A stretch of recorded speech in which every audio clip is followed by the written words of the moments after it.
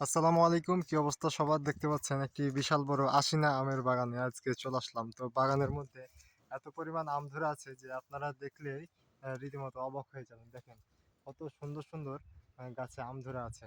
আর একটা মজার বিষয় হচ্ছে জানেন, এই যে আমি যে গাছটাতে আপনাদের দেখাচ্ছি, গাছটা দেখেন যে একদম মাটি থেকে আমগুলো ঝুলে ঝুলে আছে।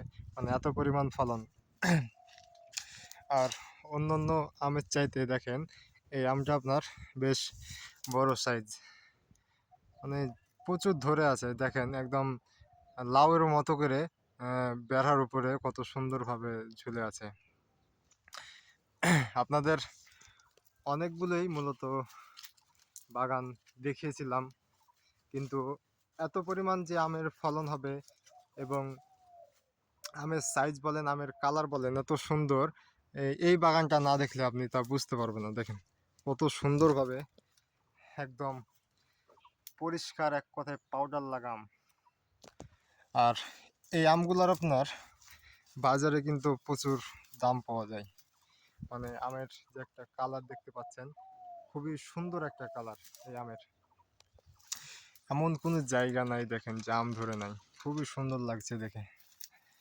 আর বিশাল বড় বাগান দেখতে পাচ্ছেন, একদম পুরাটা এরিয়া। আর প্রতিটা গাছে কিন্তু অসংখ্য আম ধরে আছে। মাশাল্লাহ দেখেন, আমি সত্যি এরকম আশিনার আম কখনোই দেখি নাই যে এত পরিমাণ আম ধরতে পারে। প্রতিটা গাছে কি পরিমাণ আম ধরে আছে আপনাদের নিজের চোখেই দেখলে বুঝতে পারবেন। তো আজকে যে বাগানটিতে আছি, আপনার এই বাগানটি হচ্ছে আমাদেরই নিজ জেলা চাঁপাইনবাবগঞ্জের গংস্তাপুর থানার মধ্যে পার্বতীপুর ইউনিয়নের মধ্যে একটি গ্রাম আছে ডাঙ্গাপাড়া। তো এই ডাঙ্গাপাড়ার পাশেই মূলত এই আশিনা আমের বাগানটি। প্রতিটা গাছের মধ্যে ভাই সত্যি মাথা নষ্ট করা আম, কি পরিমাণ আম ধরে আছে।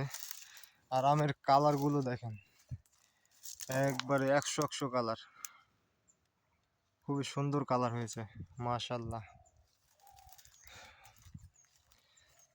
আসল কথা যে এবছরে আপনার আমাদের গ্রামে মূলত এমনিতেই আপনার দেশীয় আম কম, তাও যেগুলা ছিল ওই আমগুলোতে আপনার সেরকম আম ধরে নাই। কিন্তু এই এলাকাতে এসে দেখলাম যে এত পরিমাণ আম, সত্যি অবাক না হয়ে পারলাম না। দেখেন, আর বাগান থেকে বাগানের এ মাথা ও মাথা তো দেখাই যাচ্ছে না, মানে এত বড়, যেই দিকে যাবেন শুধু বাগান আর বাগান। এসব বাগানে যদি ঢুকেন তাহলে হারিয়ে যাবেন। তো বন্ধুরা, সবাই ভালো থাকবেন, সুস্থ থাকবেন। আসসালামু আলাইকুম।